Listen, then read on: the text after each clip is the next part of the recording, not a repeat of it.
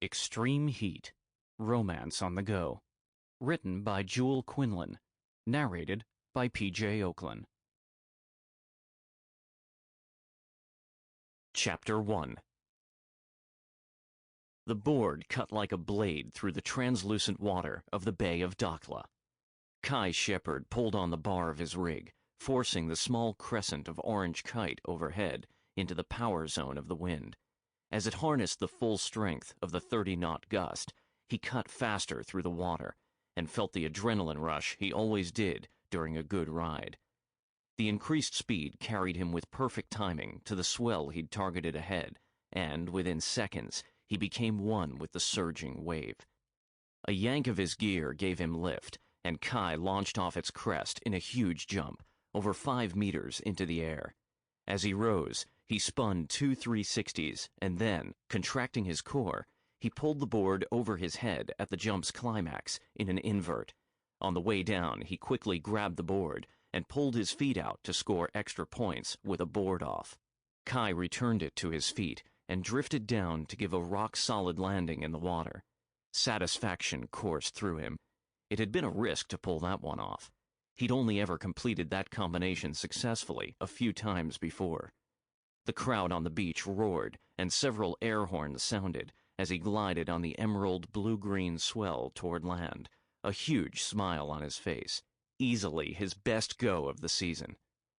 The roar of the waves and wind muffled the sound of the commentators over the speakers, but Kai gathered from their tone that he'd won Morocco's freestyle kiteboarding competition.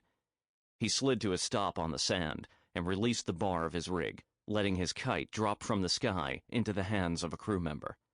Reporters and photographers ran forward from the crowd of bodies on the beach to encircle him.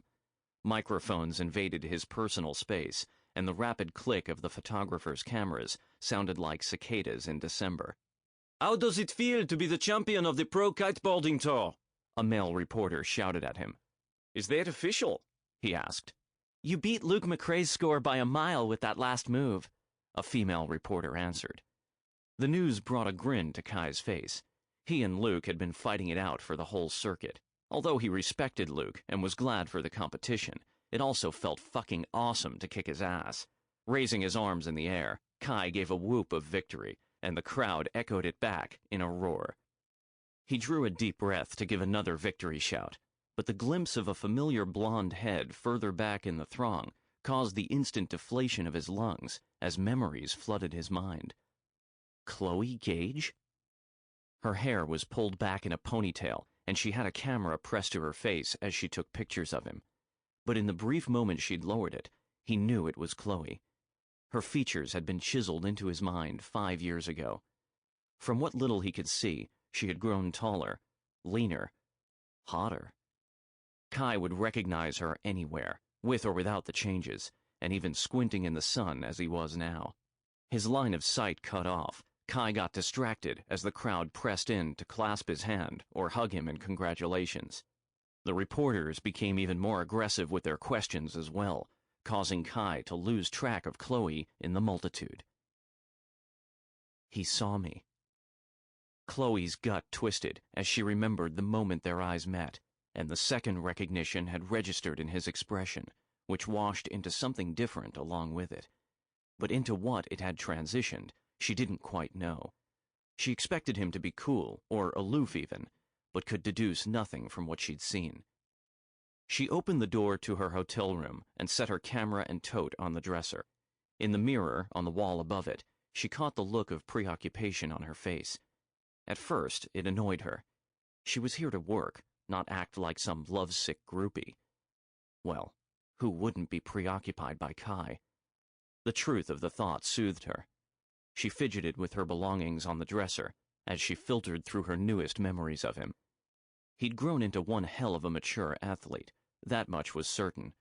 His muscular arms and ripped abs, covered with tanned skin, flashed through her mind, as did his jaw, now shadowed with stubble.